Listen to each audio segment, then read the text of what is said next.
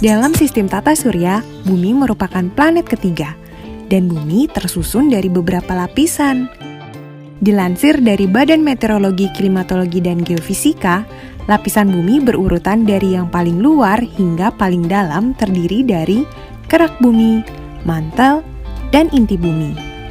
Supaya semakin jelas, yuk kita bahas satu persatu.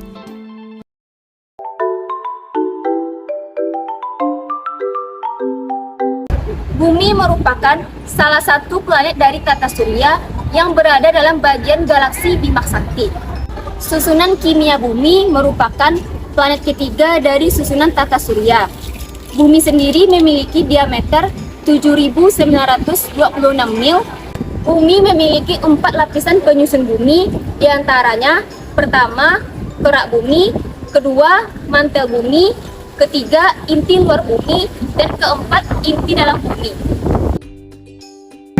Yang pertama, kerak bumi.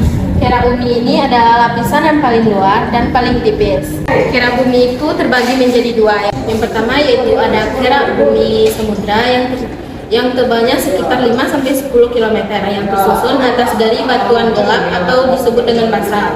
Yang kedua yaitu ada kerak bumi benua yang tebalnya sekitar 20-40 km yang tersusun dengan batuan granit.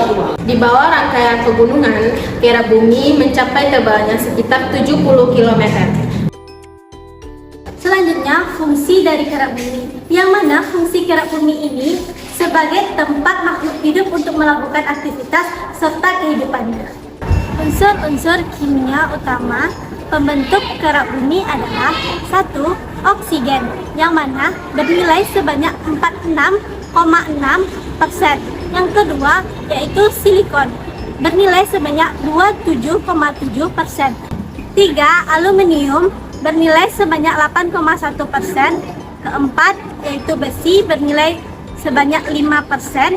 Yang kelima, kalsium sebanyak 3,6%. 6. Natrium. Natrium bernilai sebanyak 2,8%. Yang ketujuh yaitu kalium, bernilai sebanyak 2,6%. Yang ke-8 yaitu magnesium yang nilainya sebanyak 2,1%.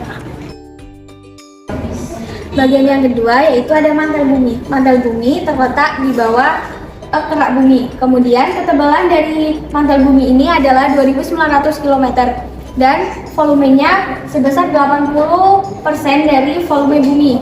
Kemudian fungsi dari mantel bumi ini yaitu melindungi kerak bumi.